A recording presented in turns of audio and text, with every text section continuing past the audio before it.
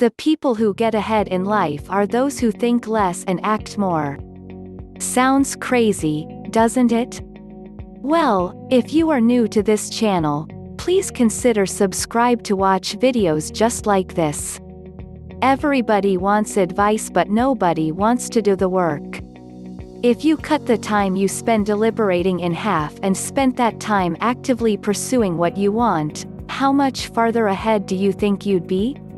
We are taught to think before we act. It's supposed to prevent us from making disastrous mistakes or stepping on other people's toes, but what this actually does is make us more hesitant to act. We imagine ourselves accomplishing tasks yet, at the same time, think of all the things that could go wrong.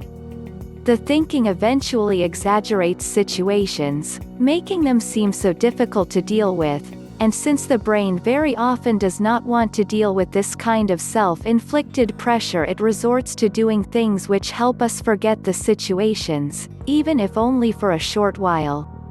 This is how procrastination happens. We look for other things to do, especially those that require little thinking, to distract ourselves from the things we need to do. At most, the acts we contemplate aren't all that complex or challenging to do. Imagine you have an assignment you need to complete. Everyone knows school assignments aren't life and death situations. However, you start to think about how you'd write it and whether what you'd write would be satisfactory or not. Eventually the assignment expectations become exaggerated and make it seem as though it's a difficult task when in reality it is not.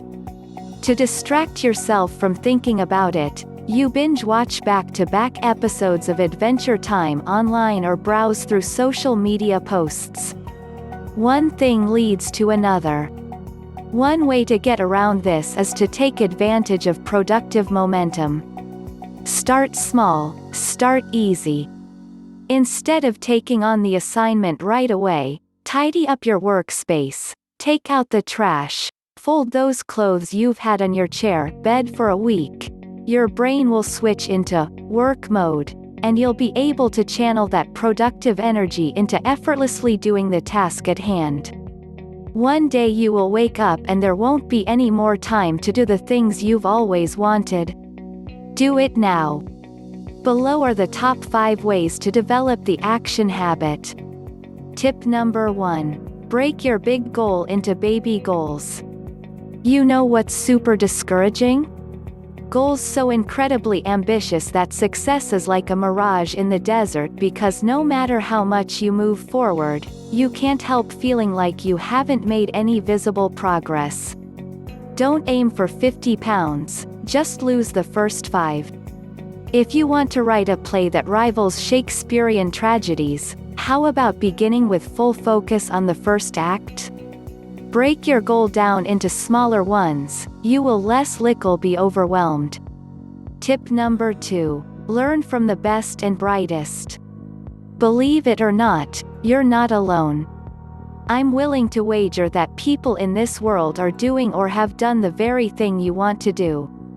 Read their books and blogs to learn what worked for them, and save yourself some trouble. Why reinvent the wheel when a brief remodeling will do? Tip number 3. Be ready to make sacrifices. What's more important, success or recreation? This isn't to say you can't have both, but action takers strive for a healthy balance between the two. Close your door so you can get work done. Roomies too much to handle? Go to a coffee shop or park bench with your notebook or laptop. Turn down the occasional invitation to a bar or restaurant if you're in the process of flexing your hustle muscle. Tip number 4. Know when to walk away. Who says you need to work until you find yourself in a comatose state? Working beyond the brink of exhaustion is counterproductive. Not only will your work past this point be subpar, but you'll also run the risk of creating an association with your work and misery. The best work comes from a place of love and happiness. If you're not feeling it, take the dog for a walk. Catch up with some friends, take a vacation, or do anything else. Tip number 5. Go do something. What follows is the action habit to end all action habits.